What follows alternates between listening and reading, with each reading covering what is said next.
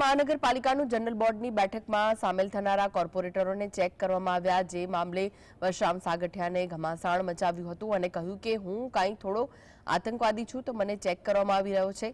કોર્પોરેટરને બોર્ડની ગરિમા વિશે ખ્યાલ હોય જ છે। વશરામ સાગઠિયા અને પોલીસ વચ્ચે આ અંગે બોલાચાલી થઈ હતી।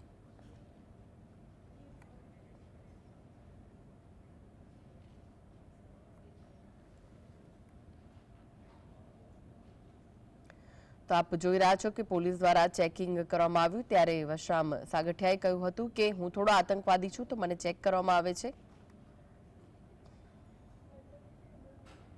તો આ વિશે જ વધુ માહિતી માટે જોડાઈ ગયા છે રાજકોટથી સંવાદદાતા લકીરાજસિંહ। લકીરાજ, એક તો બેઠકમાં હોબાળો થયો અને બીજી બાજુ ચેકિંગ હાથ ધરાતા પણ વશરામ સાગઠિયા અને પોલીસ વચ્ચે પણ બોલચાલી થઈ ગઈ હતી, શું વિગતો મળી રહી છે?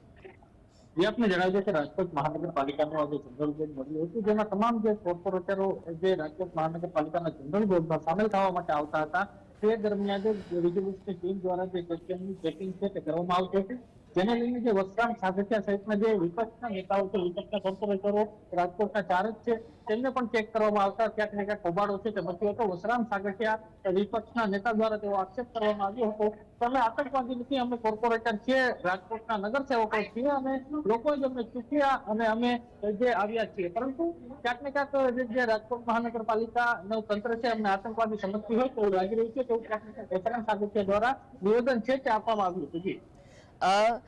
આ જે ચેકિંગની પ્રક્રિયા છે તે માત્ર આજ પૂરતી હતી કે દર વખતે જો આવી કોઈ બેઠક હોય ત્યારે ચેકિંગ હાથ ધરાતું હોય છે?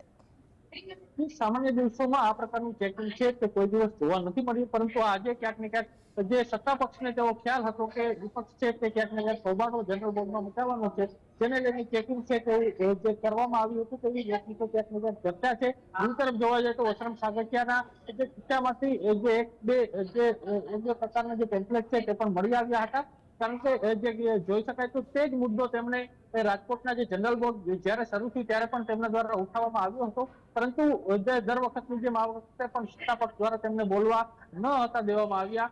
ત્યારબાદ જે માર્શલને જે આદેશ કરવામાં આવતા મેયર નયનાબેન પેટડિયા દ્વારા તેમના દ્વારા આદેશ કરવામાં આવ્યો કે જે બહાર કાઢવામાં આવે વશરામ સાગઠિયાને, ત્યારબાદ માર્શલ દ્વારા તેમને જે ધક્કામુક્કી કરીને બહાર કાઢવામાં આવ્યા હતા। જી, જે રીતે બહાર કાઢવામાં આવ્યા તેને લઈને સત્તા પક્ષનું શું કહેવું છે? કેમ તેમને બહાર કાઢવામાં આવ્યા હતા? સત્તા પક્ષનું તેવું કહેવું છે કે જ્યારે વિકાસની વાતો જે અમારા દ્વારા કરવામાં આવે છે ત્યારે જે વિપક્ષ છે તેમાં અવરોધ કરે છે, વિકાસની જ્યારે વાતો થતી હોય ત્યારે અવરોધ કરવો નકામો છે। તો બીજી તરફ વશરામ સાગઠિયા જેમને જે બહાર કાઢવામાં આવ્યું જનરલ બોર્ડમાંથી તેમના દ્વારા તેવું કહેવામાં આવી રહ્યું છે કે જ્યારે અમારા દ્વારા પ્રશ્ન પૂછવામાં આવે ત્યારે વિપક્ષને દબાવવાનો પ્રયાસ છે તે કરવામાં આવે। રાજકોટમાં ડેન્ગ્યુના કારણે કેટલાક મોત થયા છે તેના આંકડા રાજકોટ મહાનગરપાલિકાનું આરોગ્ય તંત્ર અને રાજકોટ મહાનગરપાલિકા છે તે છુપાવી રહ્યું છે, તો આક્ષેપ છે વશરામ સાગઠિયા દ્વારા કરવામાં આવ્યા હતા। જી, આભાર લકીરાજ સમગ્ર માહિતી આપવા માટે।